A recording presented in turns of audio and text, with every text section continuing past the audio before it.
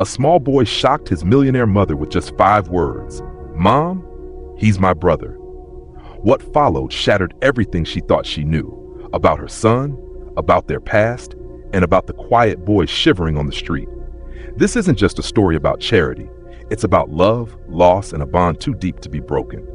Before we continue, tell us in the comments where you are watching from. The October evening carried whispers of winter approaching.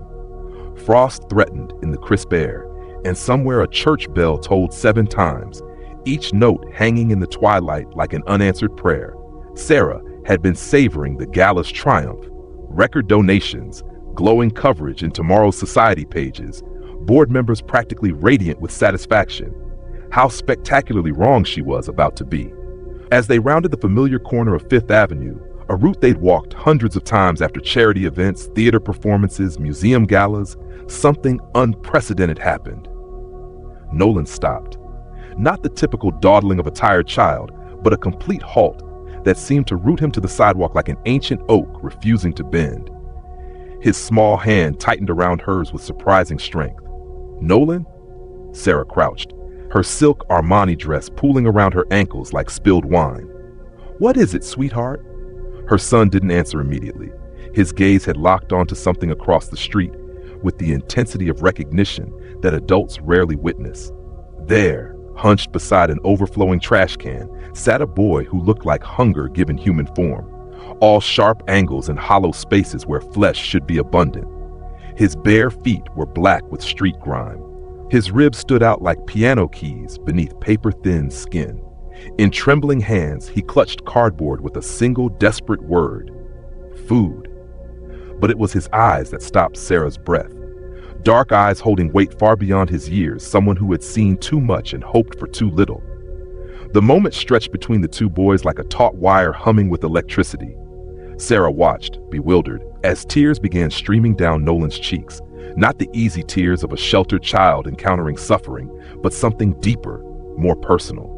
Then Nolan whispered the words that would detonate her reality. "Mom, that's Zion, my brother."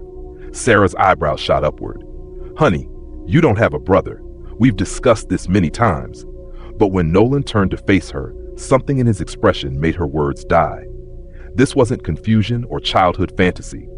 This was recognition carved from memory. "Yes, I do." His voice carried certainty that seemed to come from his bones. "At the gray house before you came for me, when the workers forgot dinner, and they forgot often, he gave me his bread. When thunder made me cry, he told me stories about magical animals in forests where no one was hungry."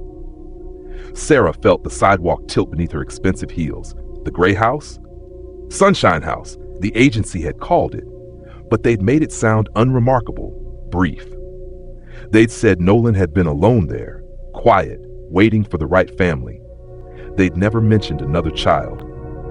"He made shadow puppets on the wall when I couldn't sleep," Nolan continued, his hands fluttering as if recreating those magical shapes. His hands could make rabbits and birds that flew across the ceiling. He promised when someone adopted one of us, we'd tell them about the other. Before Sarah could process this revelation, Nolan broke free and ran. "Nolan!" Her scream scattered pigeons and turned heads along the busy street. Her designer heels skidded treacherously on damp pavement as she gave chase, heart hammering like a caged bird desperate for freedom.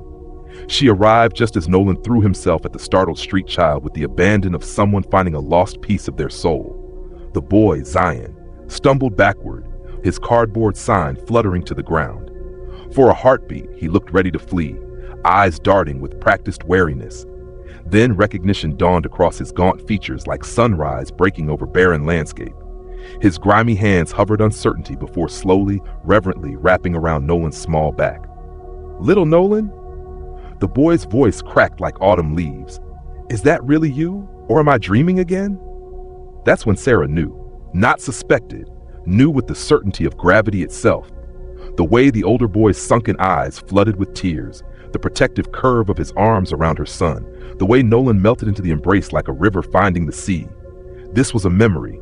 This was love. This was a bond that bureaucracy couldn't sever. "I looked everywhere," Zion whispered into Nolan's hair. "After they took you away that morning, you were still sleeping. I searched every room, every corner. I thought maybe you forgot about me. I could never forget you, Nolan sobbed, clutching Zion's tattered shirt. I told Mom about you every day, but she said you weren't real. Sarah knelt beside them on the unforgiving pavement. Her Chanel skirt soaked up gutter water, the silk ruined beyond repair. But for the first time in years, she didn't care about something so trivial. How do you know my son? She asked, dreading the answer. Zion blinked up at her with those two old eyes. We lived at Sunshine House together. Shared bed 17 in the boys' room, the one by the window where Nolan liked watching morning birds. His fingers plucked at Nolan's suit sleeve with wonder.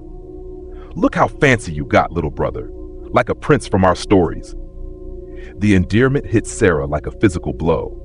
Her stomach lurched as memories reshuffled into new, painful configurations. Nolan's night terrors during his first months home, his insistence on keeping bread hidden in his bedroom, his habit of whispering stories to empty corners as if someone invisible were listening, someone who should have been there but wasn't. Why doesn't anyone know about you? She asked, though her instincts were already painting an ugly picture. Zion's shoulders hunched inward, making himself smaller, less noticeable. They said my lungs were bad, pneumonia twice, medicine too expensive.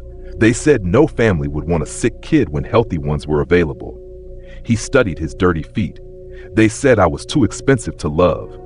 The casual cruelty took Sarah's breath away.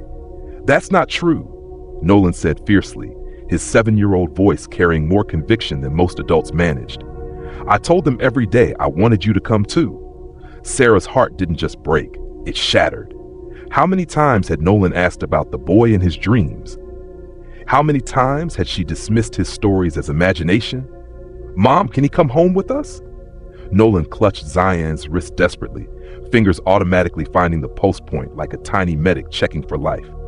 Just for tonight, he's so cold and it's going to rain. Sarah opened her mouth to protest. This was impossible, impractical. But then she really looked at Zion, saw careful hope warring with practiced disappointment. Saw how Nolan's fingers found their way to checking his brother's pulse, a habit born from nights spent ensuring the other boy was still breathing. Of course he can, she said simply. The transformation on both faces was like watching sunrise after the longest winter night. That evening unfolded like small miracles. As Zion experienced his first hot shower in months, Sarah watched Nolan chatter about school, friends, his room. The easy intimacy between them spoke of bonds that paperwork couldn't document. Later, as Nolan showed off his toys, Sarah noticed how he unconsciously gave Zion the first choice of everything. Softest pillow, warmest blanket, biggest pizza slice. The older boy accepted each offering with wonder, as if kindness were a language he was remembering. That night, Sarah made 3 calls that would reshape their family. To her housekeeper, prepare the blue guest room permanently. We have a new family member. To her pediatrician, I need a complete workup tomorrow, whatever this child needs. To her investigator, pull every record on Sunshine House. I want to know who separated my son from his brother. The truth arrived in a manila envelope thick with betrayal. Official documents showed 2 boys admitted together, found in a foreclosed apartment. Progress reports described how Zion protected younger Nolan, sharing food, providing comfort, refusing separation for therapy sessions. Then the damning evidence, budget memos discussing placement challenges, Zion's file stamped chronic respiratory issues, high maintenance costs, unsuitable for placement. They'd written him off like broken machinery. The legal battle was vicious. The agency fought desperately, invoking regulations, procedures. Their lawyers painted Zion as damaged goods, focusing on medical records, behavioral assessments. But Sarah had advantages they couldn't match: unlimited resources, and a 7-year-old witness whose testimony cut through legal jargon. Zion is my brother. He shared food when his stomach made hungry noises. He taught me shadow puppets so I wouldn't fear darkness. He never broke promises.